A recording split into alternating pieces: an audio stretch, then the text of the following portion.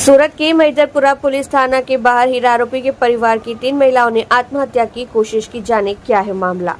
सूरत के मैदरपुरा थाना की सीमा में आरोपी के परिवार की 3 महिलाओं ने जहरीली दवा पीकर आत्महत्या करने की कोशिश की। हालांकि अब तीनों को इलाज के लिए अस्पताल में शिफ्ट कर दिया गया है। उधर पुलिस ने भी जांच शुरू कर दी है। मिली जानकारी के मुताबिक आरोपी के परिवार की 3 महिलाओं ने सूरत के मैदरपुरा पुलिस थाना के बाहर दवा पीकर आत्महत्या करने की कोशिश की, जिसमें आरोपी की पत्नी, साली और सास ने आत्महत्या का प्रयास किया। डीसीपी ने कहा, जब मुख्य आरोपी को गिरफ्तार किया गया तो जांच में दिलीप का नाम सामने आया। जांच के दौरान आरोपी के पिता ने पुलिस से कहा कि अगर आप मेरे बेटे को गिरफ्तार करोगे तो मैं आत्महत्या कर लूंगा, जिसे पुलिस ने उस समय यह मामला थाना डायरी में दर्ज कर लिया था। आरोपी फिलहाल रिमांड पर है। 8 अगस्त 2024 को मैदरपुरा थाने में 65 लाख के हीरे चोरी की शिकायत दर्ज कराई गई थी, जिसमें मुख्य आरोपी को गिरफ्तार कर लिया गया। पूछताछ में पता चला कि चोरी के मामले में दिलीप का नाम सामने आया था, जिसके बाद पुलिस ने उसे भी गिरफ्तार कर लिया। आरोपी फिलहाल रिमांड पर है। आत्महत्या का प्रयास करने वाले महिलाओं का नाम लता बिन वाडेर, कविता बिन वाडेर, प्रेमिला बिन गोहिल इनके नाम सामने आए थे, जिनको इलाज के लिए अस्पताल शिफ्ट कर दिया गया है और उनकी तबीयत अब ठीक बताई जा रही है।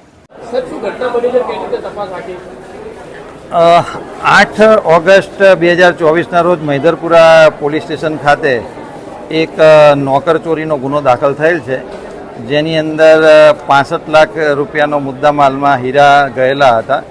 આ ગુનો દાખલ થયા બાદ મૈદરપુરા પોલીસે તપાસ કરતા મુખ્ય આરોપીની ધરપકડ કરવામાં આવેલી હતી અને મુખ્ય આરોપીના ઇન્ટ્રોગેશનમાં જાણવા મળેલ હતું કે જે ચોરીનો મુદ્દામાલ છે એમણે એક દિલીપ કરીને એક વ્યક્તિને એણે આપેલો છે, જેના આધારે પોલીસે આરોપી દિલીપને પણ અટક કરી અને પોલીસ કસ્ટડી રિમાન્ડ મેળવેલા હતા। આ પોલીસ કસ્ટડી રિમાન્ડ 23મી ઓગસ્ટ સુધીના પોલીસને મળેલા છે। મતલબ કે હાલમાં આરોપી જે છે એ પોલીસ કસ્ટડી રિમાન્ડ પર જ છે।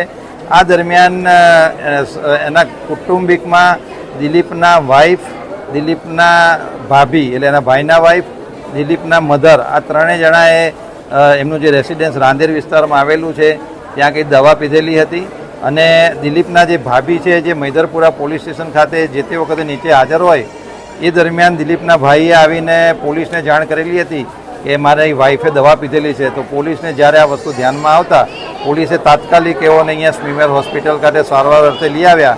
અહીંયા આવ્યા પછી પોલીસને ધ્યાનમાં આવેલું હતું કે એમના ઘરે એના દિલીપના વાઈફ અને મધરે પણ દવા પીધેલી છે, તો એ લોકોને પણ સ્મીમેર હોસ્પિટલે અહીંયા સારવાર માટે લઈને આવવામાં આવેલા છે અને એમની અત્યારે સારવાર ચાલુ છે। પોલીસ અત્યારે હાલમાં એમને ઉત્તમમાં ઉત્તમ સારવાર મળી રહે તે માટે પ્રયત્ન કરે છે।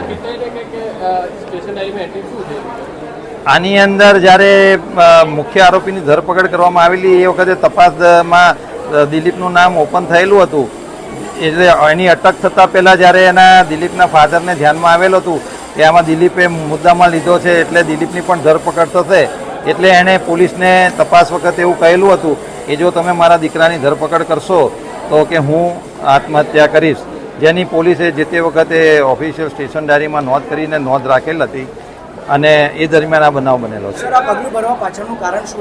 હવે એ અત્યારે તો એ અમારી પ્રાયોરિટી નથી। અત્યારે અમારે તો આ લોકોને ઉત્તમ સારવાર મળી રહે એ છે, પરંતુ રીઝન હોઈ શકે કે કદાચ એમનો દીકરોની અટક થઈ હોય તો સામાજિક રીઝન પણ હોઈ શકે, પરંતુ એ તપાસનો વિષય છે। અત્યારે અમારા માટે પોલીસ માટે મોટી પ્રાયોરિટી એ છે કે તમામ લોકોને સારામાં સારી સારવાર મળી રહે। આભાર।